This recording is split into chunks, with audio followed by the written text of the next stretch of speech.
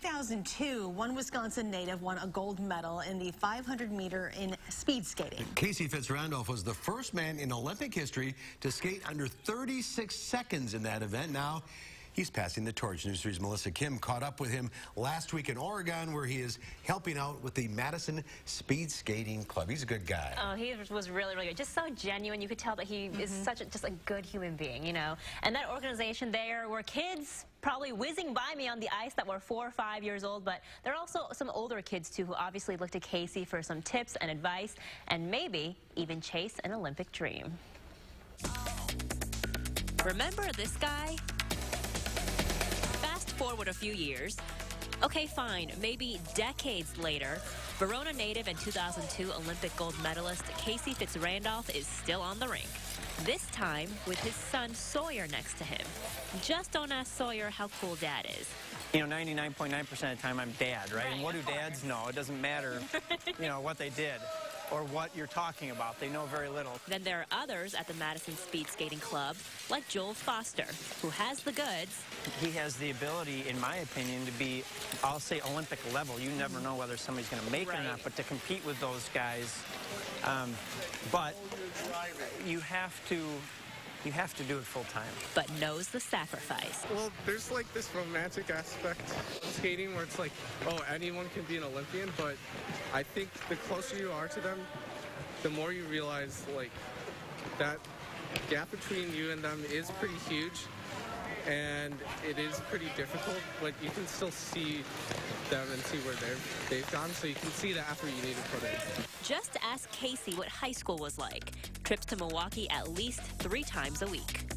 You head down from 3 to 4:30 in the van. 4:30 to 5 was warm up and putting on your uniform. 5 to 7 was ice time. 7 to 7:30 warm down. 7:30 to 9 van ride home with, you know, snacks, dinner, homework, everything you needed to do.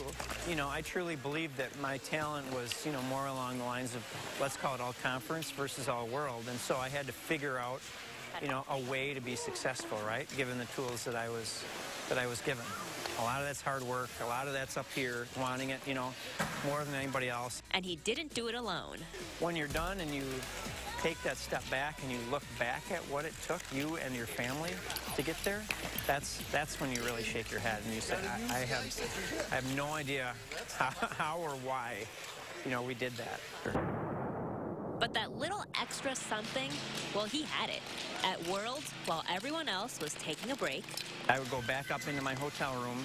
I would look at the splits, you know, from each lap and part of the lap.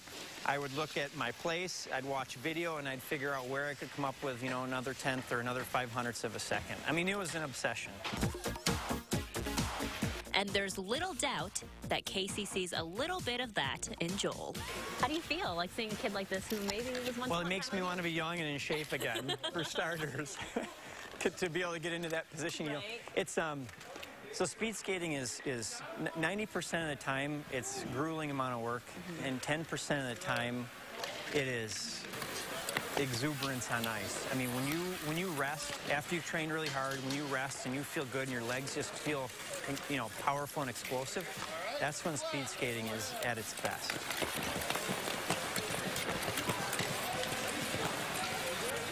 And, you know, the Madison Speed Skating Club, really a great organization. Obviously, you can see kids of any age. If you want to come try it, they let you come and try out the skates.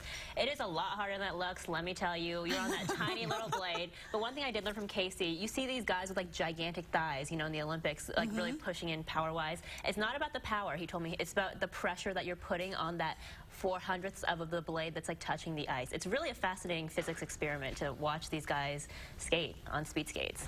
I would need the bucket. No, I wanted the bucket. I'd have my hand held, not going to lie, by a lot of the kids sometimes. They were really great, though. That extra leap that an athlete has to be an Olympian, it's remarkable. It is. You heard him talk about how he just stood there or sat, you know, in his hotel room. Everyone else is, you know, having a time, partying, whatever they were doing. He was sitting in his hotel room, studying video and just figuring out 100ths of a second, you know, how he could just shave off that little bit to be, and, you know, he's a gold medalist now. That's what you have to do. You know, wow. And there might be another one on that ice as we speak. We shall see. We shall see. Melissa, thank you. You're welcome.